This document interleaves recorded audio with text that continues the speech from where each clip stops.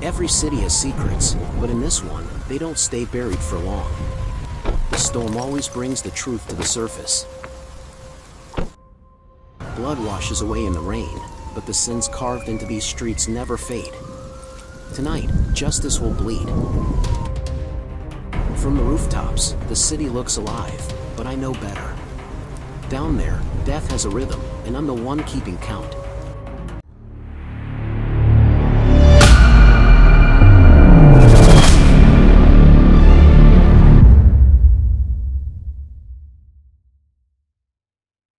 Detroit, Michigan. Once the roaring heart of America's automotive empire, now a city wearing its scars openly. Towering factories stand hollow, their windows shattered, their steel skeletons rusting against gray skies. Streets that once carried workers to their shifts now carry silence, broken only by the occasional siren or the hum of a car passing too quickly through neighborhoods that feel abandoned.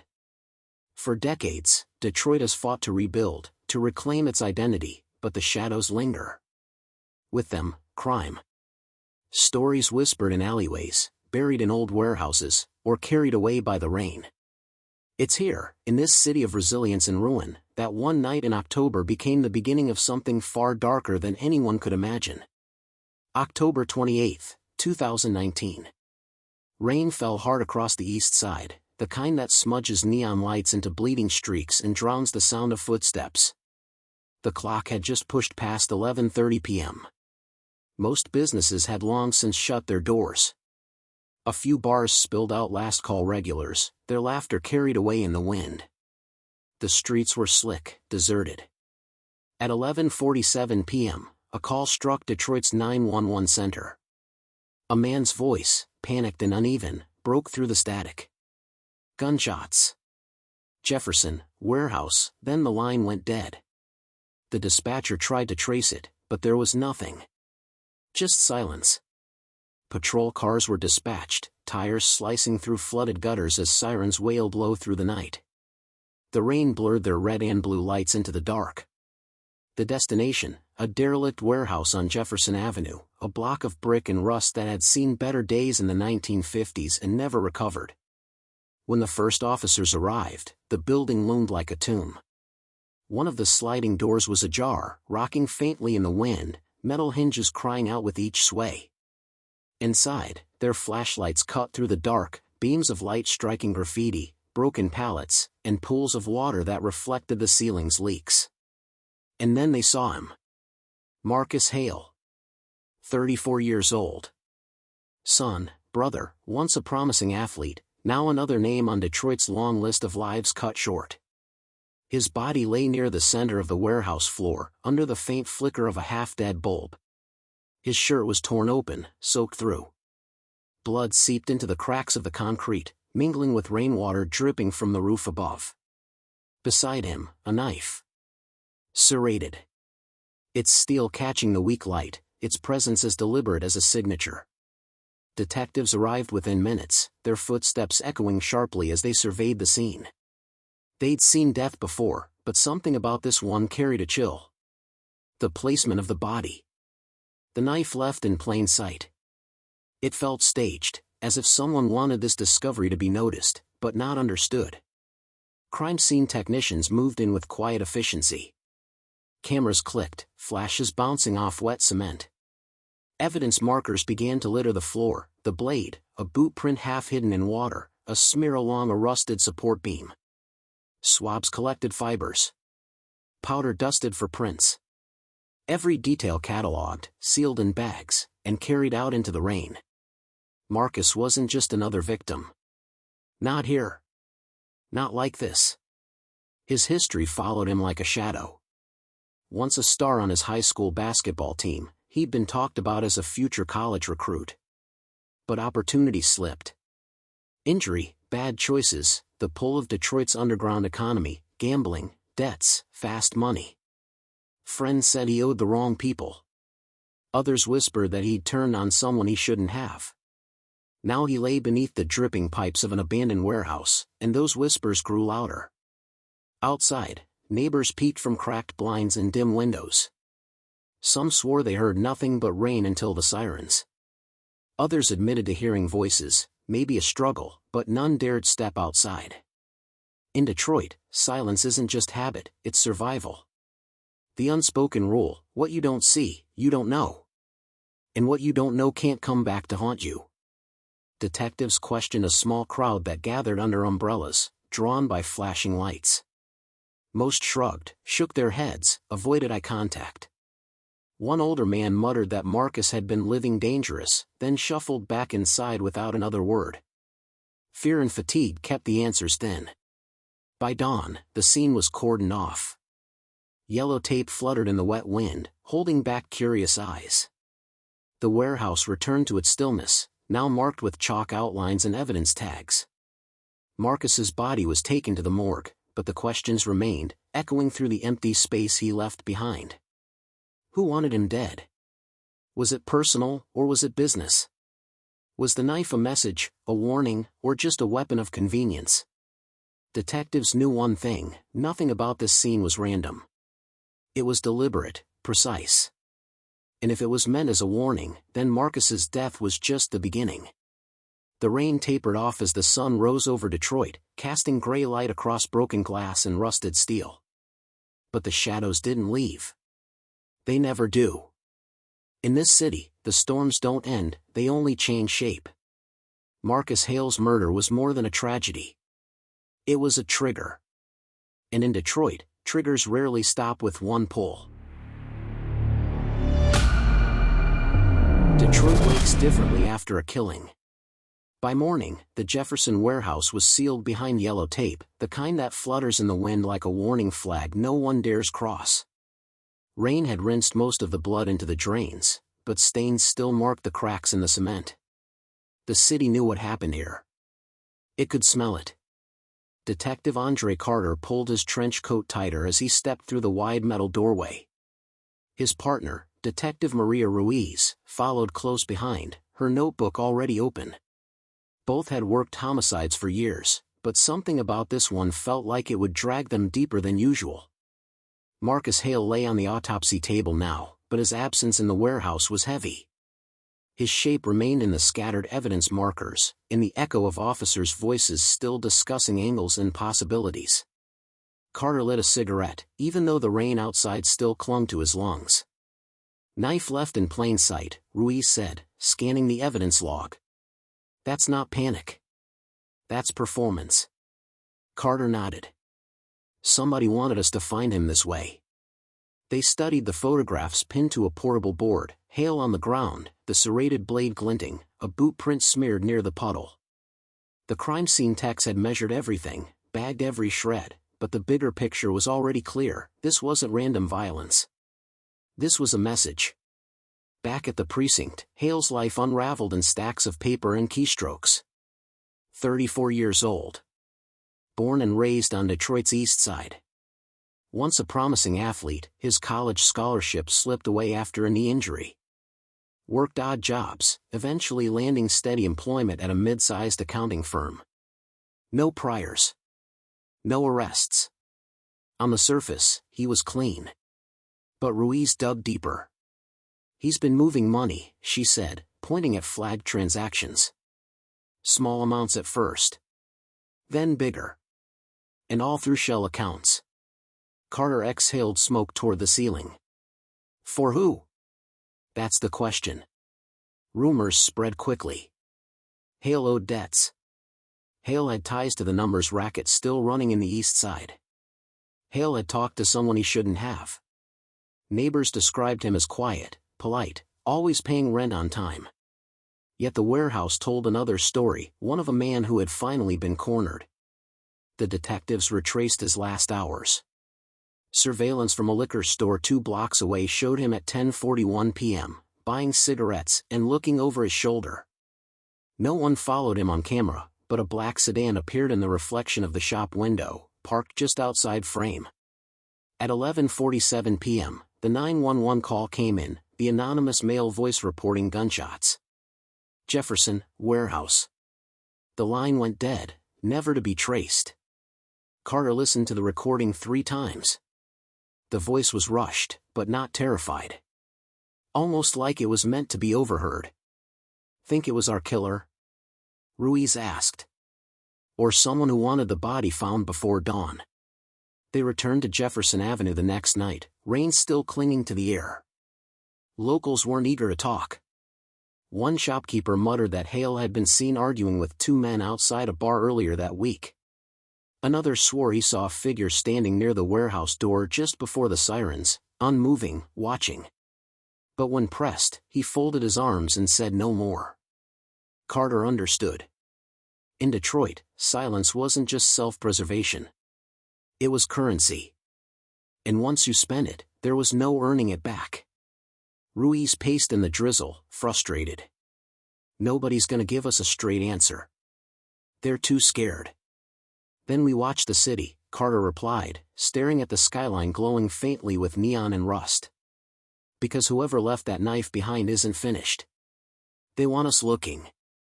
The next morning, the medical examiner's report landed on their desks. Time of death, approximately 11:30 p.m. Cause, multiple stab wounds, deliberate, clustered. Defensive injuries on Hale's arms suggested a struggle. And then there was the strange part, no fingerprints on the weapon. Not one. Ruiz closed the folder slowly. Clean job. But they wanted the knife seen, not traced. Carter leaned back in his chair, staring at the ceiling tiles. He'd seen message killings before, gang hits, revenge stabbings, executions dressed up to look like accidents. But this one carried patience. Staging. Someone wanted to mark the beginning of something, not the end. And as dawn broke over Detroit, the detectives realized that Marcus Hale's death wasn't just a tragedy. It was a warning. A promise of more blood to come.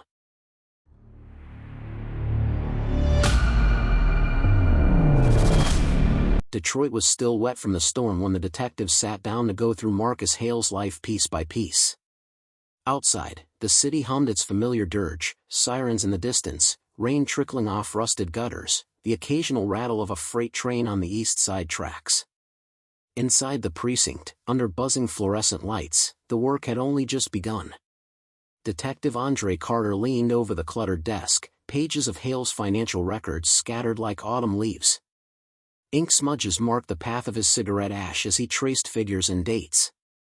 His partner, Detective Maria Ruiz, had her sleeves rolled up, flipping through folders with surgical precision.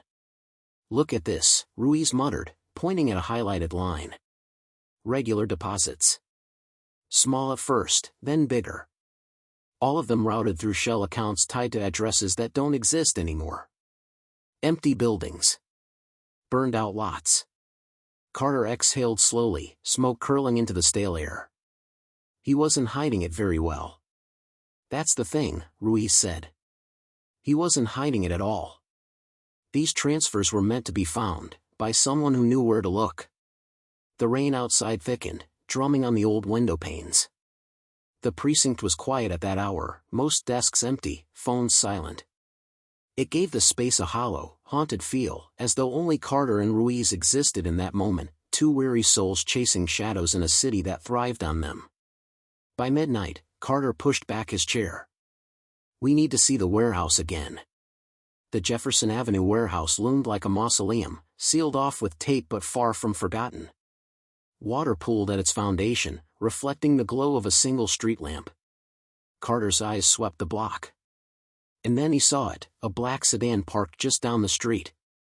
Same model, same shape, as the one that showed up in the liquor store surveillance. Its windows dripped with rain, but the inside was dark. He approached slowly, every step crunching wet gravel. Ruiz scanned their flanks, hand hovering near her sidearm. When Carter finally looked inside, the car was empty. Nothing but stale smoke and a matchbook tossed on the passenger seat. He picked it up. The words were stamped in gold foil, the Mirage Club. Carter slipped it into his coat pocket. The Mirage wasn't new to him, it was a West Side dive dressed in neon, a bar with too many secrets and not enough light. Gambling, debts, quiet meetings in the back room. The following night, Carter and Ruiz walked through its doors. The Mirage was alive with low chatter, jukebox Motown, and the clink of cheap glasses. The smell of bourbon and wet coats filled the air. As the detectives took seats at the bar, eyes followed them, calculating, cautious. A bartender, weathered face lit by the glow of neon, leaned in. "You two looking for trouble, or trying to forget it?" "Neither," Carter said, sliding the matchbook across the counter. "This come from here?" The bartender glanced at it, then back at them. He poured 2 drinks but didn't touch the matchbook. "You're looking in the wrong places," he muttered. Hale played too many hands he couldn't cover. But he wasn't killed over money. He was killed over a name. Ruiz narrowed her eyes. "What name?" The man hesitated, then scribbled something on a napkin. He slid it across the bar. The ink bled slightly into the paper, letters shaky but deliberate, Larkspur.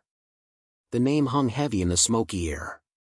Carter pocketed the napkin without a word. Back at the precinct, Ruiz pulled every archived file she could find. Larkspur wasn't a man. It wasn't even an alias. It was a codename, one tied to an old operation Detroit PD had quietly buried. Years ago, narcotics and homicide units tried to infiltrate a syndicate using the Riverfront to funnel guns and drugs. The case collapsed, evidence went missing, witnesses disappeared. The only thing that remained was a codename scribbled in red ink across abandoned case files, Larkspur. "They said the case died from lack of evidence," Ruiz said, thumbing through dusty reports. "But everyone knew it was fear. Nobody wanted to touch it." Carter lit another cigarette, his hand steady despite the weight of the word. "So what the hell does Marcus Hale have to do with Larkspur? Maybe he stumbled onto their money trail. Maybe he didn't even realize it." Carter stared at the old files spread before him.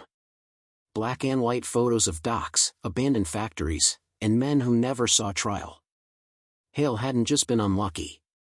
He had been a loose thread in someone else's tapestry, and the knife left behind wasn't a weapon, it was a warning. Ruiz broke the silence. "You think Larkspur's still alive?" Carter tapped ash into the tray. "Alive, thriving, and watching us right now." The precinct clock ticked past 3 a.m. as the detectives sat in the glow of a desk lamp, surrounded by files that smelled of dust and smoke. Outside, the rain had stopped, but the streets of Detroit glistened like mirrors under the city lights. For Carter, the pieces were falling into place. Marcus Hale hadn't been killed for what he was.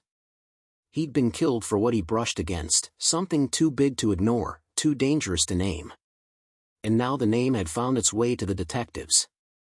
Detroit was a city of scars, but scars always told stories. The story of Larkspur wasn't finished, and Marcus Hale was just the prologue.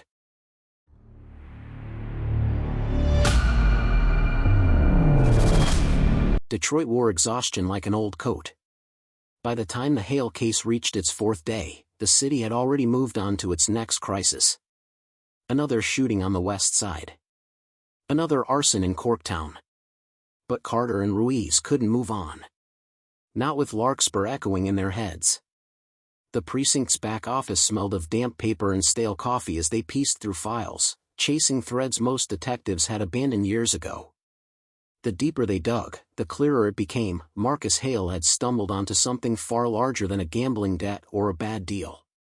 He had brushed against a machine that kept Detroit's underworld turning. Ruiz slapped down an old photo, grainy, black and white, pulled from the archives. Dockyards along the Detroit River. Figures blurred in the fog, loading crates into trucks. On the back, in faded ink, Larkspur, 2006. Carter lit another cigarette, eyes fixed on the photo. If they're still running shipments through the river, Hale's accounts weren't just money. They were logistics. That night, the detectives returned to the riverfront. The water lapped softly against rusting pylons. Cargo ships loomed in the mist, their horns low and mournful. The warehouses along the shore stood like sentinels, most windows boarded, their paint peeling in sheets. But one warehouse wasn't dark. A faint glow spilled through cracks in the wood. Inside, voices echoed. Men in heavy coats carried boxes to the back of a waiting truck. Carter and Ruiz stayed in the shadows, watching. The air reeked of gasoline and damp wood. On one crate, a single word had been stenciled in black, Larkspur. Ruiz whispered, "Proof." But before they could move, headlights cut through the warehouse from the opposite side. Another car. Figures stepped out, faces hidden beneath hoods. One of them walked with a cane, his limp sharp and deliberate. The workers froze, silence replacing motion. Then the man with the cane nodded once. The crates kept moving. Carter's chest tightened. Whoever this was, he wasn't just muscle. He was command. Hale hadn't been killed by a random enforcer, he'd been silenced by something older, sharper, and still alive. They retreated quietly, not ready for a fight they couldn't win. Back in the precinct, Ruiz paced. "We can't take this to the captain." "Not yet. No judge is going to sign a warrant on rumors and an old code name. We need more." Carter nodded, tired but resolute. "Then we watch. We follow the trail." Marcus Hale wasn't the last piece in this puzzle. He was the first. Detroit's skyline glowed faintly under the storm clouds as morning broke. The city looked almost peaceful from a distance, as though it wasn't hiding a syndicate in its shadows, as though its alleys and warehouses weren't full of ghosts. But Carter knew better. Hale's death had opened a door. And once a door opens in Detroit, it never closes again. The camera lingers on Carter lighting a cigarette by the precinct window, smoke curling into the dawn. His voice cuts low, steady. Marcus Hale didn't die for nothing. He died to remind us that some names never fade. Larkspur isn't a rumor. It's alive. And we just shook its cage.